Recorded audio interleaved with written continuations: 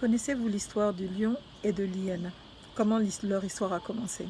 Je vais vous la raconter. Il y a bien longtemps, une hyène décida d'observer le moindre mouvement des lions, particulièrement du roi lion. Elle était attirée, elle voulait vraiment se rapprocher de lui et créer une relation. Alors il fallait qu'elle réfléchisse. Et sa compagne lui disait: arrête de faire des obsessions sur le lion. Le lion en avait marre de ronger les os à chaque fois. Il voulait mieux que ça. Alors il se mit à réfléchir et se rappela que le léopard, qui était rapide, attrapait aussi vite des proies et les stockait et repartait à la chasse. C'était son sport favori. Alors il avait un stock de gazelles mortes dans son coin. Alors il décida d'en voler une et de la déposer au pied du lion qui dormait. Et il repartait se cacher, il observait. Alors le lion se réveillait et trouvait tout de suite une gazelle fraîche à manger. Alors il la dévora aussitôt. Une fois repu, le lion s'endormit. La reine lionne, qui apportait à son tour son plat, fut déçue de voir que le lion n'y toucha point et repartit vexé. Ce qui fit sourire l'hyène.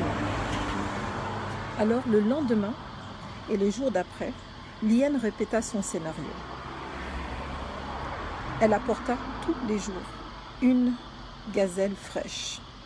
Le lion aussitôt se jeta dessus, sans discuter, sans se poser de questions.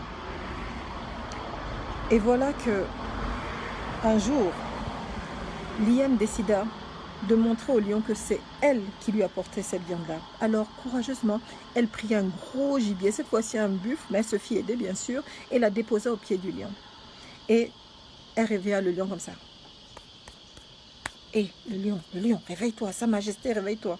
Et le lion se réveilla brutalement, il disait: qu'est-ce que tu oses faire ici?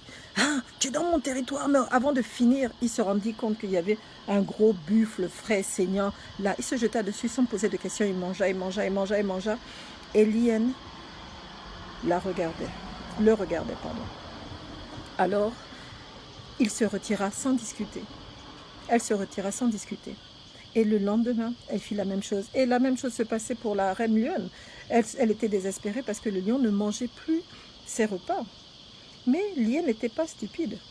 Elle traita de la même façon la reine lion et de la même façon son entourage. Tout le monde recevait des pièces de bœuf, des pièces de gazelle. Tout le monde était heureux.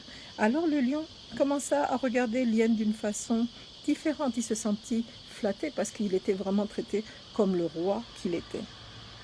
Alors, il laissa l'hyène et son entourage commencer à fréquenter la terre des lions. Ce qui ne plut pas aux autres félins. Il s'est dit: mais attends, on ne va pas te traiter avec ces charognards. Qu'est-ce que cela veut dire? Mais le lion, lui, il voyait son intérêt.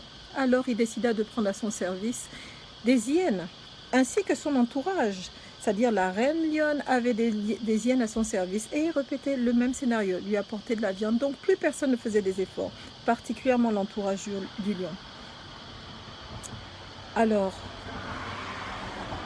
satisfait de leur service, le roi lion décida de donner aux hyènes un territoire plein de gazelles, un autre territoire plein d'autres proies. Et les hyènes devenaient riches parce qu'ils avaient de quoi manger, mais ils n'étaient pas fous. Il fallait entretenir la relation qu'ils avaient avec le roi lion. Alors le scénario, il leur apportait toujours des morceaux de viande, des pièces de gazelle. Alors ils avaient la paix. Mais les autres félins en étaient fort contrariés parce qu'on commençait à distribuer leurs terres à ces charognards qui étaient là juste que pour leur intérêt et pas pour le bien-être de la communauté. Alors il s'ensuit une bataille entre les félins et l'entourage du lion et des hyènes, parce que ce n'était pas possible qu'on se fasse autant envahir. Autant on veut bien accepter que les autres viennent, mais il ne faut pas aussi étouffer les autres sur leur territoire. Mais le roi répliqua violemment, et les hyènes aussi s'y mettent. Avec l'aide du roi et de son entourage, ils combattirent ces félins qui étaient mécontents. Ils les chassèrent, les tuèrent ou les bannirent. Et c'est comme ça que la paix revint dans le territoire des lions. Les lions maintenant vivaient avec les hyènes, avaient des avantages. Puisque le lion en plus avait concédé des grands territoires, les hyènes commençaient à devenir un peu plus riches que le lion. Et le lion ne faisait toujours pas attention puisqu'il recevait toujours ce qu'il voulait. Une petite part de son trésor, comme on dit, mais à domicile. Alors, Le lion se mit à grossir. Il devient paresseux, ne se déplaçait plus tellement, n'était plus au fait de la réalité de son peuple. Et c'est comme ça qu'on se retrouva avec des compagnies comme Sangel qui délivraient de la nourriture avariée aux populations.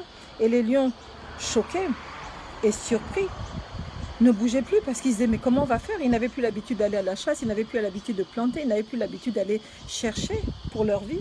Alors ils subissaient chaque jour, comme on dit, le pouvoir des hyènes sur leur territoire. C'est comme ça qu'on se fait avoir quand on délègue un peu notre pouvoir aux autres. Il ne faut pas faire ça. Il faut absolument contrôler toutes les étapes de notre vie parce que ça fait des dérives comme vous voyez. Aujourd'hui, nous donnons l'éducation de nos enfants aux hyènes sans avoir un seul contrôle dessus. Nous donnons notre ventre aux hyènes. C'est les hyènes qui nous livrent à manger. Vous ne savez pas d'où ça vient. Les vaccins, ça vient d'ailleurs. Vous ne contrôlez rien. Où est l'intérêt? Voici l'histoire du lion et de l'hyène. Et ça nous amène aux résultats que nous voyons aujourd'hui dans certains pays.